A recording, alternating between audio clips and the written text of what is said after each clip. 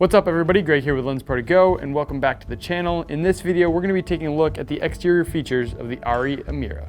Starting at the front of the camera, you have an interchangeable mount. Currently there is an EF Canon mount on there, but you can also get positive lock PL mounts and B4 broadcast lenses. They're super easy to switch out. You just have to unscrew these 4 screws, pop that one off, pop the new one on, and then you're good to go. Right underneath the mount on the side, you have an RS port, which is used to trigger start and stop recording through something like the Arri Grip. And then right next to that, you have your ND filter knob, so you can go from clear, 0.6, 1.2, or 2.1. So you have 2 stops, 4 stops, and 6 stops of built-in internal ND.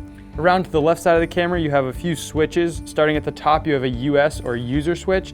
This you can set up to change things like frame rates, your shutter speed, or different looks if you wanted to cycle through a couple different as you're shooting. Right below that, you have the EI or exposure index. That will obviously change your ISO between 3 preset ISOs. You can customize those if you want. And right below that, a white balance switch where you can set up 4 different white balances to toggle through them. So if you're changing areas, you're going from inside to outside, you can have that set up for those different white balance scenarios. Below that, you have a auto white balance button, which will bring up a square in the center of the screen, and you can white balance to like a gray card or a white sheet if you have that. And then a record, start, stop button. Over from that, you have 8 custom assignable buttons. There's actually only 4 buttons here, but if you hold the shift, they each act as a second button. So you have 1 and 5, 2 and 6, 3 and 7, 4 and 8. And those can be set up to do a ton of different tasks and are really handy to set up for quick navigation through the menu without having to actually go into the menu.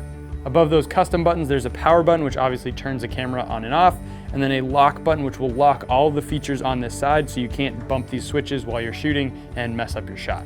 Going a little bit further back on the camera, you have a really nice audio control panel with a little LCD screen that allows you to monitor and change your levels. Right below that, you have 2 knobs for actually adjusting the levels and then a switch to jump between different channels, and then also a set and menu scroll wheel. And lastly, on this side of the camera, you have a little door here that opens up and you have 2 CFast 2.0 slots so you can record backups, and then also 2 USB ports for loading in LUTs and firmware updates.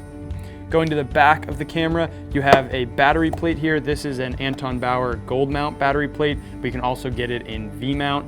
You have 2 antennas on here for putting out the Wi-Fi signal. And a nice little feature is this little bubble level right on top. So you know when the camera's level, you don't have to trust your head if you have sort of a not great head that you're using.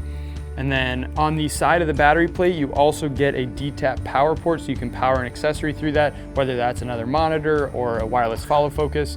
Any number of things can be powered off of that port.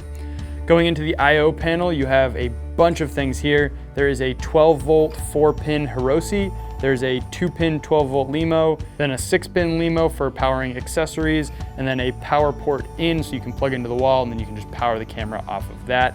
In the next column on the I/O panel, you have all your SDI ports. So you have 2 SDI outs, then you have 1 for return signal into the camera, and then a timecode sync port. And lastly, on the right side of the camera, you have all your XLR inputs. Starting at the top, you have a headphone jack so you can monitor. You have a 5-pin XLR and then 2 3-pin XLRs with all of the settings for changing if it's 48 volt, mic input, or line input. The 2 3-pin XLRs also have AES-3 options, which you don't see on a lot of cameras. Now that's all the buttons and ports that you get on the body of the Amira, but you also get some extra ones on the viewfinder itself, which is where you're going to do a lot of your menu navigation.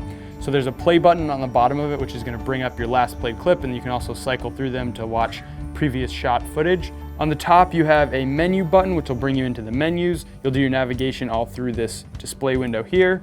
Then you have a record, start, stop button, 2 user assignable buttons, an exposure assist, which will bring up false color, and then a focus peaking, which will bring it in the viewfinder and on the monitor display. So there you have it. That is the exterior of the Arri Amira. It's a super well laid out camera, really meant for run and gun, one-man band if you need to do it. And the menus are just as awesome and as easily laid out and simple to navigate. They're very similar to the Arri Alexa Minis, so I'll throw a link to that video at the end of this one. Also go check out the simulator, which Arri has up on their site. I'll put a link to that in the description. You should play around with that because there are a few little differences between this menu and the Arri Alexa Mini. This one, a lot of them hook up to these switches, so you have to play with these before you can change settings in the menus. But otherwise, it's very, very similar, and it's easily my favorite menu system in a camera today. That's gonna do it for this one. If you wanna learn more about the Arri Amira or try it out for yourself, make sure to head on over to LensProToGo.com. Let me know in the comments below what you think about this camera, and make sure to subscribe to the channel for new gear videos and tutorials every week, and I'll see you in the next one.